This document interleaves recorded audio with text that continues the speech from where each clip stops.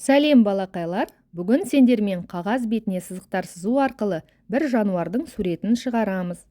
Қанекей, бірге графикалық сурет салып көрейік. Қандай жануар шығады екен? Біз сызықтарды оңға, солға, жоғары, төмен сызатын боламыз. Алдымен бұл бағыттарды еске түсіріп алайық.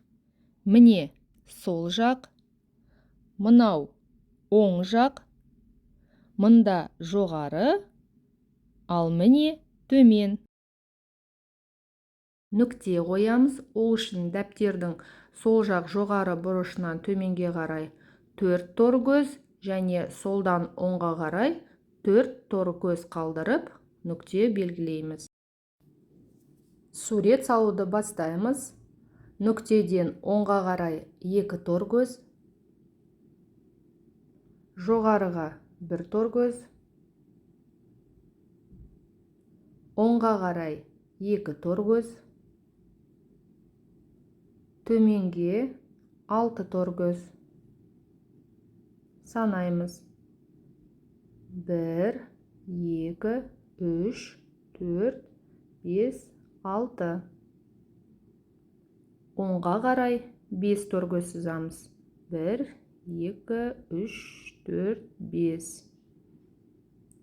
Жоғарыға қарай 1 тор көз, оңға қарай 3 тор көз сызамыз. Төменге 1 тор көз, солға 1 тор көз, төменге 2 тор көз, солға 1 тор көз, төменге 2 тор көз, солға 1 тор көз,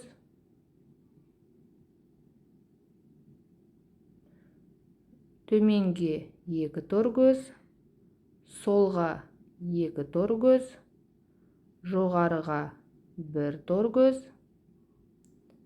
оңға 1 тор көз, жоғарыға 1 тор көз, солға қарай 2 тор көз, төменге 2 тор көз, солға қарай 2 тор көз, жоғарыға 1 тор көз, оңға 1 тор көз, жоғарыға 1 тор көз, солға 2 тор көз, жоғарыға 2 тор көз,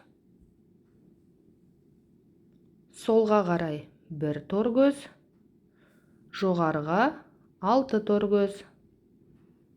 1, 2, 3, 4, 5, 6. Солға қарай 2 тор көз,